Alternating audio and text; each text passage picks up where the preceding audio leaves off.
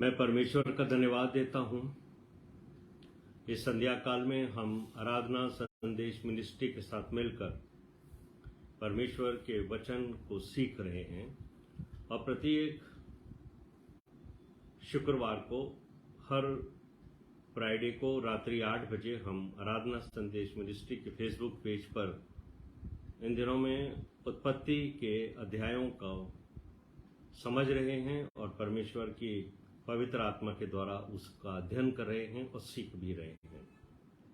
आज हम जिस अध्याय के ऊपर अपना ध्यान फोकस कर रहे हैं वो 25वां अध्याय है। मैं इस अवसर का लाभ लेकर धन्यवाद करना चाहता हूं पास्टर एमरल्ड डी सिंह साहब का, जो आराधना संदेश मिनिस्ट्री के संचालक हैं और इस बड़ी सेवकाई को वो कर रहे हैं। उनके साथ ही मैं उनके छोटे भाई ब्रदर हिमांशु सिंह का भी धन्यवाद करता हूं, जो टेक्निकल असिस्टेंस को देखते हैं। परमेश्वर का धन्यवाद करते हैं इन दोनों भाइयों के लिए, उनकी सेवकाई के लिए और उनके परिवारों के लिए। तो आज हम अध्याय 25 के ऊपर अपना ध्यान केंद्रित करेंगे। आइए इसके पहले कि हम उत्पत्ति के 25वें अध्याय को सीखें और समझें, आइए हम प्रार्थना करें। हमारे जीवित महान और अत्यंत दयालु स्वर्गीय पिता, राजाओं के राजा, प्रभुओं के प्रभु, सर्वशक्तिमान हमारे परमेश्वर, यीशु मसीह का नाम लेकर हम आपके पास आए हैं ताकि हम प्रभु पवित्र आत्मा की अगुवाई लें। पवित्र आत्मा हमारा शिक्षक है और हम देख सकें प्रभु के उत्पत्ति के 25वें अध्याय से हमें क्या दर्शन मिलता है, क्या शिक्षा मिलती है और उस समय के हालात जो पवित्र आत्मा ने लिखाए हैं प्रभु, उससे हम अपने आप को कैसे जोड़ते हैं। सारा आदर और सारी महिमा हम आपको देते हैं। आराधना संदेश मिनिस्ट्री को आपके हाथों में देते हैं और जितने भी लोग उनसे जुड़े हुए हैं वो आपके वचन की आशीष को ग्रहण करें, ऐसी विनती आपसे करते हैं। सब बातों में हम आप विश्वास करते हैं और आपको महिमा और जलाल देते हैं। इस विनती को हमारे उद्धारकर्ता प्रभु यीशु मसीह के नाम से मांगते, सुनो, कबूल कर, आमीन।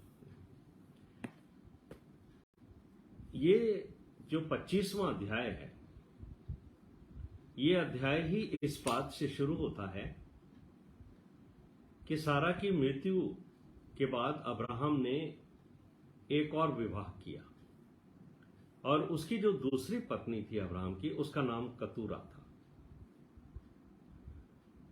सारा की मृत्यु के उपरांत उसने विवाह किया, सारा के रहते हुए नहीं। और पत्नी की मृत्यु के बाद एक पुरुष को, जब वो अपने एडवांस एज में होता है, उसकी एक सहायक की आवश्यकता उसको हमेशा रही है और उसको मददगार चाहिए होता है जो उसको संभाले, उसकी हेल्प करे। उन सब परिस्थितियों को ध्यान में रखते हुए परमेश्वर की अगुवाई में ही उसने ये काम किया होगा, क्योंकि वो परमेश्वर का मित्र था और परमेश्वर से बिना पूछे वो कोई कार्य नहीं करता था। तो हम ये मान लेते हैं कि अपनी पत्नी की मृत्यु के बाद एक साथी की आवश्यकता को महसूस करके उसने कतूरा से विवाह किया और उससे भी उसको कुछ पुत्र उत्पन्न हुए। लेकिन इसहाक के बारे में ये बात परमेश्वर का वचन मुझे और आपको समझाता है कि इसहाक जो है वो प्रॉमिस चाइल्ड था, यानी वो वादे की संतान था। इसलिए अब्राहम ने उसे अपना सब कुछ दिया था। जो दूसरे पुत्र थे उसके, जो उसकी दूसरी पत्नी से भी हुए थे, उन सबको उसने अपने जीते जी इसहाक से दूर कर दिया था और उनको कुछ कुछ जरूर उसने अपनी धन संपत्ति में से दिया और उनको दूर किया ताकि वो लोग अपना जीवन यापन करें। सारा की जब मृत्यु हुई थी तब वो 127 वर्ष की थी और अब्राहम 137 वर्ष के थे। अब्राहम ने सारा की मृत्यु के 3 वर्ष बाद, यानी इसहाक का विवाह 40 वर्ष में हुआ, सारा की मृत्यु के 3 वर्ष के बाद जब अब्राहम को लगा कि अब मैं बूढ़ा होता चला जा रहा हूं, तो अपने दायित्व को समझते हुए उन्होंने अपने पुत्र इसहाक का विवाह किया।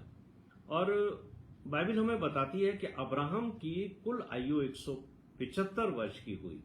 तो सारा की मृत्यु के उपरांत भी अब्राहम जो है तकरीबन 38 वर्ष तक और जीवित रहे। और जब इसहाक के दोनों बेटे यानी एसाव और याकूब भी पैदा हुए, तब अब्राहम की आयु उस समय 160 वर्ष की थी। और आप समझ सकते हैं कि ये दोनों बेटे याकूब और एसाव के जन्म के बाद 15 वर्ष तक वो और जीवित रहे संसार में। और जब अब्राहम की कुल आयु 175 वर्ष की हो गई, तब एक अच्छी वृद्ध आयु में को प्राप्त करने के बाद जो बाइबल में लिखा है कि वो अपने लोगों में जा मिला, यानी उनको शारीरिक मृत्यु हुई और उनकी आत्मा जो थी वो उनके लोगों के बीच चली गई, जहां परमेश्वर आत्माओं को मृत्यु के उपरांत रखते हैं। और बाइबल हमें अब्राहम के जीवन के बारे में बहुत सारी महत्वपूर्ण बातें बताती है, क्योंकि अब्राहम एक विशिष्ट व्यक्ति थे। अब्राहम के बारे में न सिर्फ ओल्ड टेस्टामेंट में लिखा है, बल्कि न्यू टेस्टामेंट में भी अब्राहम जो हैं उनका नाम 70 टाइम्स आया है। आप समझ सकते हैं 70 बार अगर किसी व्यक्ति का नाम न्यू टेस्टामेंट में आता है तो वो व्यक्ति परमेश्वर की नजर में कितना महत्वपूर्ण है। और मूसा भी परमेश्वर की नजर में बहुत महत्वपूर्ण थे। और मूसा का नाम भी न सिर्फ ओल्ड टेस्टामेंट में है, बल्कि न्यू टेस्टामेंट में 80 बार मूसा का नाम भी पवित्र शास्त्र जो न्यू टेस्टामेंट है, नया नियम है, उसमें आता है। तो आप समझ सकते हैं कि अब्राहम और मूसा परमेश्वर की दृष्टि में कितने महत्वपूर्ण व्यक्ति रहे थे। हालांकि कई ऐसी बातें हैं जो हम अब्राहम के जीवन में देखते हैं जिससे हमें महसूस होता है कि he was not a perfect man, but he was a man of faith. वो अब्राहम जो था वो विश्वास का धनी था और विश्वास के अनुसार चलता था। और परमेश्वर ने उसे सच के अंदर जब ये महसूस किया कि ये मेरी आज्ञाओं के ऊपर चलता है, तो परमेश्वर ने उसे मित्र होने का दर्जा भी दिया था। तो ये जो आज्ञाकारिता का जीवन था वो एक रिमार्केबल जीवन था। और हम उसी वजह से देखते हैं कि परमेश्वर ने उसको अपना सच्चा मित्र भी माना। और यदि आप बाइबल का अध्ययन करते हैं तो दूसरा इतिहास उसके 20वें अध्याय के 7वें पद के अंदर ये बात लिखी है कि जो कनान देश था, जो परमेश्वर ने अब्राहम को और उसकी संतान को रहने के लिए देने का वादा किया था, वहां पर लिखा है कि परमेश्वर ने उस कनान देश में जो कनानी निवासी रहा करते थे उनको वहां से निकाल हटाया और अपने मित्र अब्राहम के वंश को सदाकाल के लिए कनान दिया था।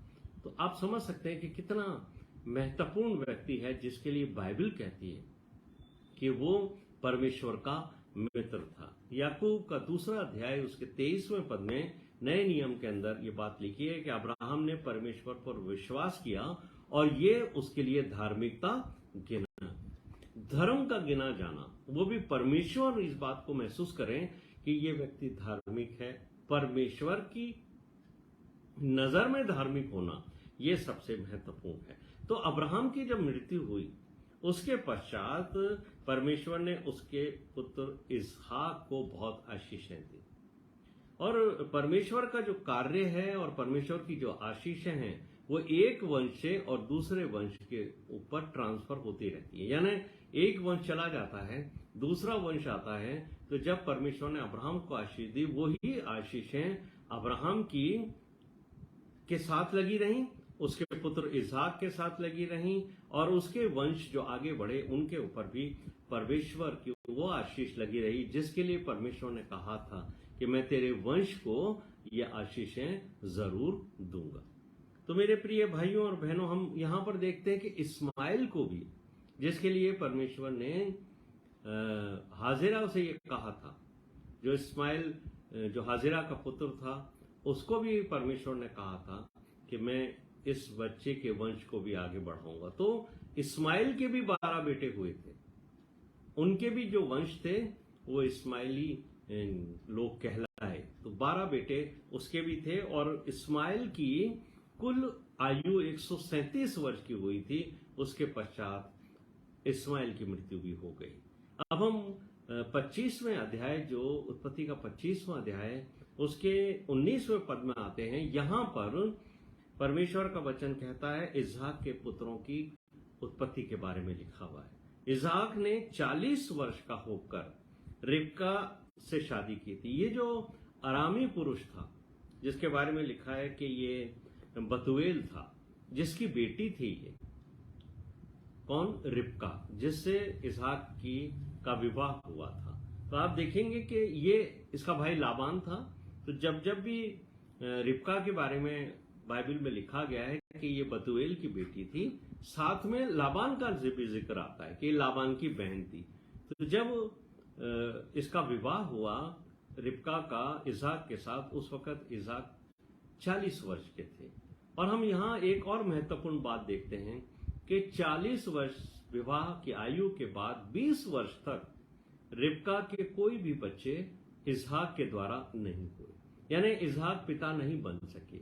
और हम इस बात को देखते हैं कि रिबका जो थी, उसके लिए बाइबल कहती है कि वो बच्चों को जन्म देने के योग्य नहीं पाई गई थी। लेकिन हम इस बात को भी देखते हैं कि इसहाक ने, जब रिबका के बच्चे नहीं हो पा रहे थे, उसके शरीर में कुछ कमजोरी थी, कमियां थी, जो शरीर में हो सकती हैं किसी भी महिला के साथ, किसी भी बेटी के जीव शरीर में हो सकती है। लेकिन विवाह के उपरांत हर पुरुष ये चाहता है कि मेरी पत्नी मुझे पिता बनाए, और हर पत्नी ये चाहती है कि मैं मां बनूं। तब ये पति पत्नी दोनों परमेश्वर के सम्मुख रहते थे। और विशेषकर बाइबल जो बात कहती है वो ये कहती है कि इसहाक अपनी पत्नी रिबका के लिए लगातार प्रार्थना करता रहा था। हम इस बात को भी देखते हैं कि परमेश्वर ने 20 वर्ष का समय क्यों दिया।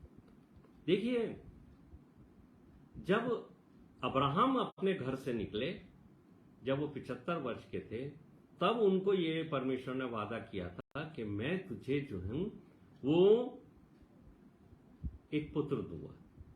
और 100 वर्ष यानी 25 वर्ष तक उन्होंने इंतजार किया, और इन 25 वर्षों में परमेश्वर ने उनके विश्वास को और बढ़ाया, ताकि वो ये जान सकें कि बच्चों की आशीष जो है वो हमको परमेश्वर की ओर से मिलती है। यही सिखाने के लिए कि हमारे परिवारों में बच्चे पुरुष की सामर्थ्य से नहीं आते, या महिलाओं के शारीरिक सामर्थ्य से पैदा नहीं होते, बल्कि अब्राहम और सारा को परमेश्वर ने यही सिखाया था कि परमेश्वर अपनी सामर्थ्य से परिवार में बच्चे देता है। और इसहाक के विवाह के 20 वर्ष हो गए, लेकिन उनके कोई संतान नहीं थी। और परमेश्वर उनको यही सिखाना चाहते हैं कि तुम्हारी निर्भरता हर काम के लिए मुझ पर होगी, यहां तक कि तुम्हें जो संतान होगी उसके लिए भी तुम्हें मुझ पर निर्भर होना पड़ेगा, और तुम्हें अपने शरीर की निर्भरता को हमेशा के लिए भूलना होगा। और अब्राहम की जैसे ही इसहाक ने भी विश्वास रखा और लगातार परमेश्वर से विनतियां की। और बाइबल मुझे और आपको बताती है कि इसहाक ने रिबका के आत्मिक जीवन के लिए और उसको विश्वास में बढ़ाने के लिए परमेश्वर की संगति लगातार की, और परमेश्वर से उसने प्रार्थनाएं की, और परमेश्वर ने इसहाक की प्रार्थना सुनकर रिबका को गर्भवती किया। और जिस समय इसहाक की उत्पत्ति हुई, यानी वो जब पैदा हुआ, उस समय या इसहाक के जब बच्चे पैदा हुए, उस समय इसहाक जो थे वो 60 वर्ष के थे। यानी रिबका जिस समय गर्भवती हुई उस समय इसहाक की आयु 60 वर्ष की थी। तो यहां पर हम देखते हैं कि इसहाक ने लगातार प्रार्थनाएं की और परमेश्वर ने उन्हें पिता बनने का सौभाग्य दिया। और 22वें पद में जब हम आते हैं तो बाइबल हमें बताती है कि जन्म से पहले ही रिबका को कुछ बॉडीली प्रॉब्लम होने लगी। शरीर के अंदर बच्चे जो थे उसके गर्भ के अंदर वहां कुछ समस्याएं होने लगी। तो वो परमेश्वर के पास गई ये पूछने के लिए कि प्रभु, मेरी जो स्थिति है अगर ऐसे ही रहेगी तो क्या मैं इन बच्चों को जन्म दे पाऊंगी या नहीं। तब देखिए परमेश्वर ने रिबका से बात की है। और क्या कहा परमेश्वर ने, जब रिबका उनके पास गई परमेश्वर के पास, तो रिबका को परमेश्वर ने बताया कि तेरे गर्भ में 2 बेटे, यानी बच्चों के जन्म से पहले परमेश्वर ने उसे बचाया कि तू 2 बेटों को जन्म देगी, और ये भी बताया कि वो लड़के हैं, यानी जेंडर भी बताया कि तेरे 2 बेटे होंगे। और रिबका को परमेश्वर ने एक बात और बताई जो बड़ी महत्वपूर्ण बात थी। उन्होंने कहा, परमेश्वर ने रिबका को, कि तेरा जो छोटा बेटा होगा वो बड़े बेटे के ऊपर अधिकार रखेगा, यानी बड़ा बेटा छोटे बेटे के अधीन जीवन बिताएगा। तो उस जमाने के अंदर ये एक बहुत बड़ी बात हुआ करती थी, क्योंकि जो पहलौठे होते हैं उनको हमेशा परमेश्वर ने जो है वो अपना माना है। और जैसे जैसे हम बाइबल का अध्ययन में आगे बढ़ते हैं, परमेश्वर ने मूसा से भी ये बात कही थी, अब्राहम से भी कही और लोगों से भी कही कि पहलौठे जो हैं वो मेरे हैं। पहलौठों का हक परमेश्वर के लिए है और पहलौठों को परमेश्वर चाहता है कि उसकी सेवा के लिए दे। लेकिन यहां हम रिबका से सीखना चाहते हैं कि जब परमेश्वर ने उसे बोला कि तेरे ये सब कुछ होने वाला है, तो उसने धीरज से परमेश्वर की बात सुनी और अपने मन के अंदर परमेश्वर को आदर दिया। हम कुछ बातें ये जब देखते हैं कि बाइबल के अंदर लिखी हुई हैं, परमेश्वर ने पहले से कह दिया। अब यही बात होती है कि बच्चों का जन्म ही नहीं हुआ है, उसके पहले ही परमेश्वर ने बोल दिया कि बड़ा बेटा छोटे के अधीन रहेगा, बड़ा बेटा छोटे का अधीन होगा। ये ओल्ड टेस्टमेंट में बात लिखी है। तो यानी छोटे बेटे को की सेवा बड़े बेटे को करनी पड़ेगी, जबकि पुराने नियम के अंदर यह था कि छोटे लोग जो थे वो बड़ों की सेवा करते थे। लेकिन न्यू टेस्टमेंट में पौलुस ने जो इस बात को बताया है, रोमियो का 9वां अध्याय 10 से 13 पद के अंदर, कि परमेश्वर की मनसा यानी परमेश्वर की इच्छा जो उसके चुन लेने के अनुसार है, कर्मों के अनुसार नहीं है। परमेश्वर जब किसी व्यक्ति को चुनता है तो वो उसके कर्मों के हिसाब से नहीं चुनता है, वो उसके मन के हिसाब से चुनता है। अब परमेश्वर जिसको बुलाता है उसके चाल चलन को भी वो देखता है और पहले से देखता है कि क्या ये व्यक्ति मेरी आज्ञाओं के अनुसार अपना जीवन व्यतीत करेगा या नहीं करेगा। तो जो बात पौलुस कहते हैं कि परमेश्वर की मनसा जो उसके चुन लेने के अनुसार है, कर्मों के कारण नहीं परंतु बुलाने वाले के कारण बनी रहे। उसने कहा जेठा छोटे का दास होगा, जैसे लिखा है, मैंने याकूब से प्रेम किया और एसाव को अप्रिय जाना। कई बार जो है ये बात जो है लोग कहते हैं कि परमेश्वर भी ऐसे बच्चों से जिनका जन्म ही नहीं हुआ, जिन्होंने कोई काम नहीं किया, जिनके जीवन के अंदर कोई भी ऐसी बात नहीं है जिसकी वजह से परमेश्वर उनसे अप्रिय हो, कैसे परमेश्वर ने पहले से ये बात कह दी। मेरे प्रिय भाइयों और बहनों, ये बातें परमेश्वर ने रिबका को बच्चों के जन्म से पहले बता दी थी। इसी का बात को परमेश्वर ने बहुत वर्षों के बाद मलाकी की पुस्तक में मलाकी के द्वारा भी इस भविष्यवाणी को किया। अगर आप मलाकी का पहला अध्याय 2 और 3 पद पढ़ोगे तो वहां पर लिखा है, यहोवा की ये वाणी है कि क्या एसाव याकूब का भाई नहीं था, तो भी मैंने याकूब से प्रेम किया और एसाव को अप्रिय जाना। जब हम हिंदी के ट्रांसलेशंस पढ़ते हैं तो कई बातें हमें उस ट्रांसलेशन की वजह से समझ में नहीं आती है। लेकिन यहां पर जो ये टर्म है प्रिय और अप्रिय की, वो बेसिकली ये है कि परमेश्वर ने याकूब को एक्सेप्ट किया और एसाव को रिजेक्ट किया। यानी एक्सेप्टेंस और रिजेक्शन को ये बात बताती है। कई बार लोग पूछते हैं ये बात, जैसा मैंने आपको बताया कि एसाव ने ऐसा क्या किया कि परमेश्वर ने उसे अप्रिय जाना। हमारी सबसे जो बड़ी नासमझी है, जो मैं कहूंगा इस बात को, कि हम मनुष्य हैं, हम परमेश्वर की बुद्धि को समझ नहीं सकते। परमेश्वर ने यशाया के द्वारा 55वें अध्याय के 8वें पद में कहा है, तुम्हारे विचार और मेरे विचारों में आसमान और जमीन का अंतर है। मैं और आप न तो परमेश्वर के अनुसार जीवन व्यतीत कर सकते हैं, क्योंकि परमेश्वर ने कहा है तुम्हारे विचार और तुम्हारी मार्ग, तुम्हारी राहें, तुम्हारा चाल चलन सब कुछ मुझसे इतनी दूर है जितना संसार स्वर्ग से दूर है।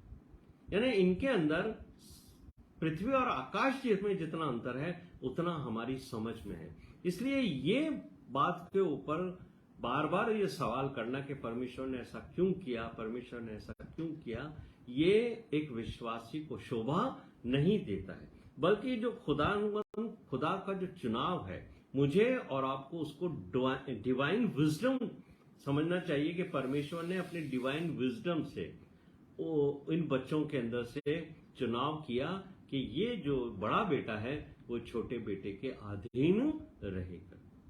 तो मुझे और आपको उस प्रेम को और परमेश्वर की अच्छाई को, परमेश्वर के मन में प्रेम है, परमेश्वर अच्छा है और परमेश्वर न्यायी है। तो परमेश्वर जो भी काम करता है वो न्याय संगत ही होता है।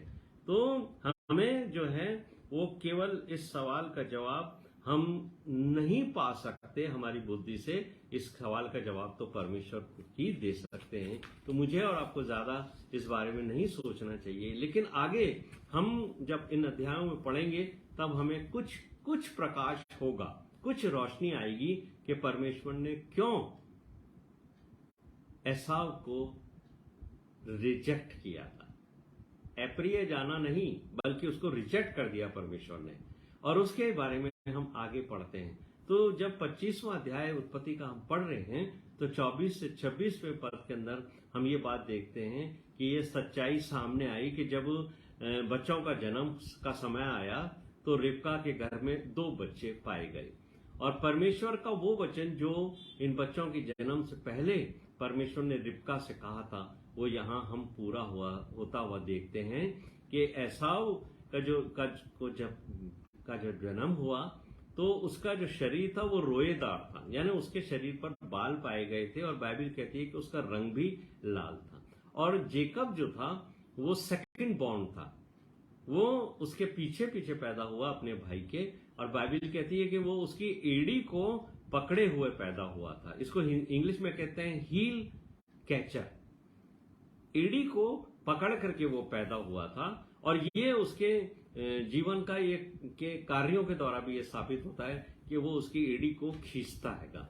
और जब हम 27वें पद में जाते हैं तब बाइबल में हम अध्ययन करते हैं कि जैसे जैसे जीवन आगे बढ़ने लगा, एसाव तो शिकार खेलने वाला हो गया, शिकारी बन गया एसाव तो, और वो जंगल में जाता था, और उसके लिए बाइबल कहती है वो एक चतुर शिकारी हो गया, और वो शिकार खेलता और अपने पिता के लिए शिकार का मांस लेके आता। और इसहाक जो थे उनको शिकार का मांस बहुत पसंद था, इसलिए जब वो शिकार लेके आता था तो वो बड़े खुश हो जाया करते थे, और खुश होने के कारण उनका झुकाव जो था वो एसाव की तरफ था।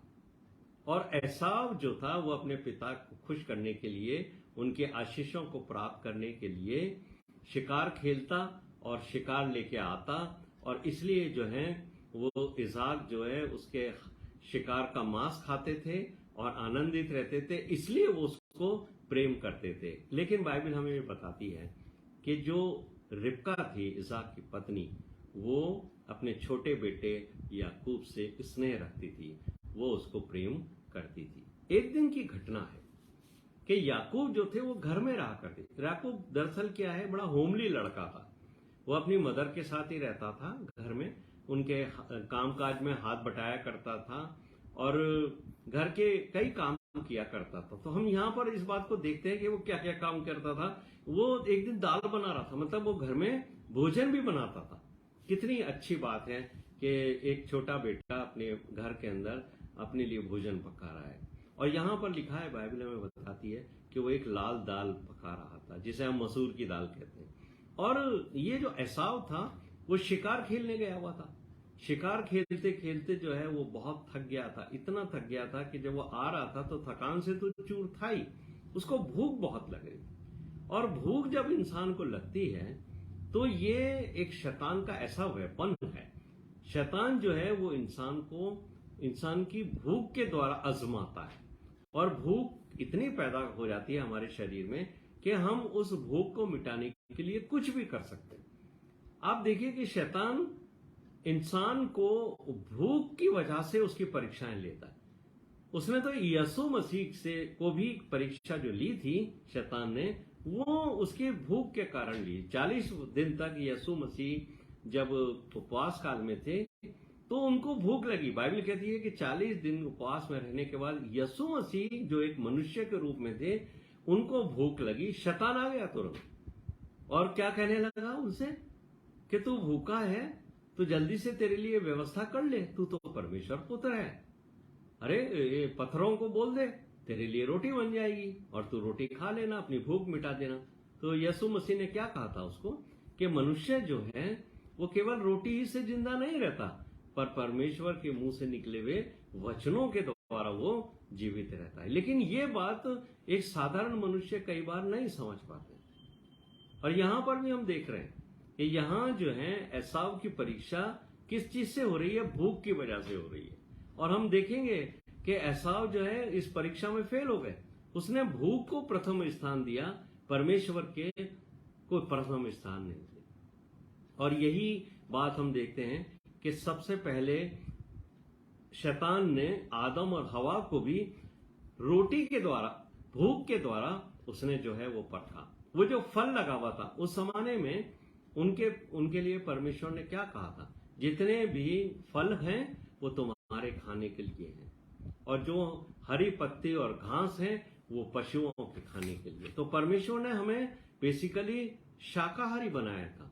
और परमेश्वर ने अदन की वाटिका में अच्छे अच्छे वृक्ष लगाए थे, अच्छे अच्छे भोजन करने के लिए ऐसे बीज वाले वृक्ष, फलदायी वृक्ष लगाए थे जिन फलों का आनंद वो लेते थे। लेकिन परमेश्वर ने आदम और हवा को सिर्फ एक पेड़ का फल खाने को मना किया। और जब आदम और हवा ने उस फल को देखा तो उनके हृदय में उसे खाने की इच्छा हुई, क्योंकि उनके शरीर में भूख लगी। और जब वो इंसान भूख का होता है तो शैतान उसको टेम्प्ट करता है। इसलिए बहुत सारे जगह हम देखते हैं कि इंसान जो है वो भूख को बर्दाश्त नहीं कर पाता और भूख के लिए वो कुछ भी कर लेता है। और जाकर के कई बार तो हम सुनते हैं कि कई लोग जो हैं वो रोटी की चोरी करते हुए, खाने की चोरी करते हुए भी पकड़े गए हैं। लेकिन साथ ही साथ बहुत सारे लोग ऐसे भी हैं जो अपनी भूख को पे काबू नहीं पाते, और जब वो अच्छा भोजन देखते हैं तो वो पेटूपन का जो पाप है वो उनके जीवन में उभर आता है। शैतान उनको कहता है और खा लो, खूब खा लो, क्योंकि पता नहीं तुम्हें कल मिलेगा या नहीं मिलेगा। आपने देखा होगा विवाह समारोह में या कभी बर्थडे पार्टी में या कई ऐसे स्थान होते हैं जहां लोगों को आमंत्रित किया जाता है भोजन पर। लोग बाग खाने के ऊपर ऐसे टूट पड़ते हैं, इतना इतना खा लेते हैं जैसे उनको दोबारा कभी खाने को मिलेगा ही नहीं। ये जो पेटूपन है, इसे पेटूपन का पाप क्या कहा गया। जब आप घर में अपने 2 चपाती, 3 चपाती, 4 चपाती खाते हो, 5 चपाती खाते हो, लेकिन दूसरी जगह जाकर आप 10 चपाती खा लेते हो, ये पेटूपन है। और ये बेसिकली शैतान का एक ऐसा हथियार है जिससे वो एक मनुष्य को पाप में गिरा देता है। तो हम वापस उस घटना के अंदर आते हैं कि याकूब जो हैं वो एक लाल दाल बना रहे हैं। तो यहां पर जो है वो उनका बुरा हाल है एसाव भैया का। वो शिकार खेलते हुए थक के चूर होकर के आए हैं और उन्होंने देखा कि याकूब कुछ पका रहे हैं, तो उन्होंने याकूब से कहा कि मुझे जो ये तू लाल लाल बना रहा है ना कुछ, इसमें से मुझे खाने को दे। अब याकूब ने जो है वो इस मौके का फायदा उठाया, क्योंकि वो एड़ी को खींचने वाला तो था ही, पैदा हुआ था तो वो हील कैचर तो कहलाता ही था, एड़ी को खींचने वाला। उसने याकूब ने उसे कहा कि तू मुझे अपना पहलौठे होने का अधिकार दे दे, क्योंकि पहलौठा होने के कारण बहुत सारी प्रिविलेज जो हैं वो एसाव को मिलती थी परिवार के अंदर। और याकूब ये भी देखते होंगे कि मेरा पिता भी जो है वो पहलौठा होने के कारण इससे ज्यादा प्रेम करते हैं। मौके का फायदा लेकर याकूब ने कह दिया कि भैया अगर आपको मुझसे कुछ लेना है तो इसके एवज में आपको कुछ देना पड़ेगा, और अगर आप चाहते हो कि ये दाल जो मैं बना रहा हूं उसे खाओ और अपनी भूख को मिटाओ, तो अपना पहलौठे का जो पद है आपका, जो आप बड़े भाई कहलाते हो, वो मुझे दे दो। अब मैं बड़ा हो जाऊंगा, आप छोटे हो जाओगे। तो जैसा याकूब का स्वभाव था, जो एड़ी पकड़ने वाले का स्वभाव था, उसने मौके का फायदा उठाकर एसाव के सामने शर्त रख दी। अब एसाव ने याकूब से कहा कि देख भाई, मैं तो इतना भूखा हूं कि मेरा तो प्राण ही निकला जा रहा है। हो सकता है एसाव ने कुछ दिनों से खाना नहीं खाया हो, और वो थके हुए भी बहुत थे, थकान के कारण उनकी हालत खराब थी। उन्होंने कहा कि भैया मैं मर जाऊंगा तो ये जो पहलौठे का जो मेरे पास अधिकार है या पद है, ये मेरे किस काम का? मैं तो मरने वाला हूं, अगर मैंने खाना नहीं खाया तो मेरे को लगता है मेरे प्राण निकल जाएंगे। तो तू चाहे ये ले ले मेरे से, मेरे को तो जीवित रहने के लिए खाना चाहिए। इस पद का मैं क्या करूं अगर मैं भूख के मारे मर जाऊंगा। यहां पर याकूब ने एसाव से कहा कि इसी समय शपथ खा भैया, शपथ खा ले तू कि ये पहलौठे का पद तू मुझे देगा। तो एसाव ने उसी वक्त शपथ खाई और अपने पहलौठे का अधिकार जो है वो याकूब के हाथ में बेच दिया। यहां पर जो वर्ड लिखा हुआ है कि उसने अपने अधिकार को तुच्छ जाना।